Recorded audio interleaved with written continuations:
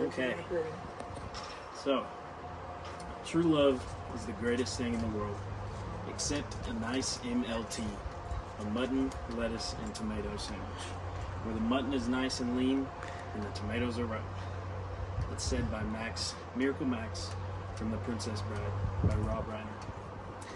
You ever heard of or experienced love at first sight?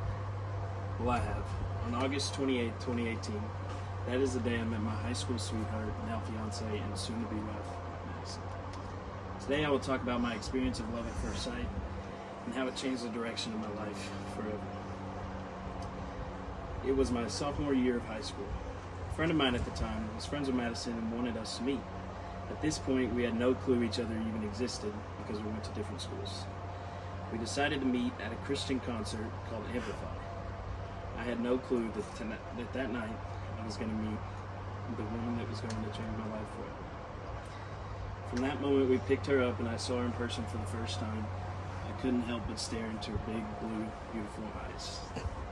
After walking around to the various food stands and talking together and getting to know each other better, we came up on a gyro ride. I convinced her to get on it, but I guess she really liked me that night because I haven't been able to get her on anything like that since. So I asked her out 7 days later. She was a dancer at the halftime show of the Benton Bryant football game known as the Salt Bowl.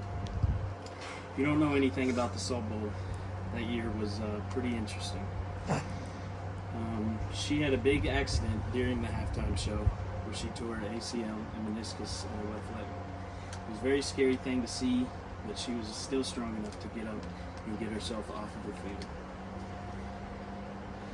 It was a very intense night for everyone that night because during the second half there was an incident where someone thought that they heard a gunshot and the whole stadium cleared.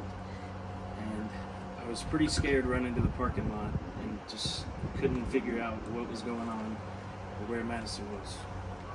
After all the commotion, we all settled and decided to meet at the Bass Pro Shop parking lot.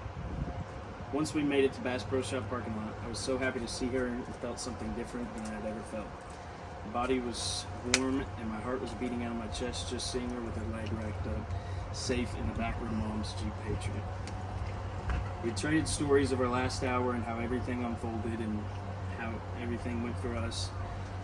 And I realized right then and there that she was the person I wanted to start a family with and grow old with. Before we said our goodbyes, gave her a big hug, helped her to the front seat of her car, and asked her if she wanted to be my girlfriend. Thankfully, she said yes. Fast forward a few years to where I got the chance to ask her one more question.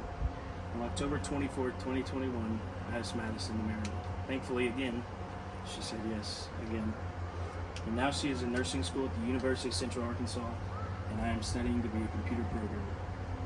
I'm so eager to start this journey called life with her and grow a family of our own. So as my story comes to an end, I leave you with this.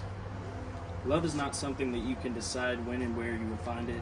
For some people like me, it just happens. It may be someone you walk by on the street, or it could be one of your friends knows somebody that they want you to meet. Either way, be careful where you look. You might just fall in love.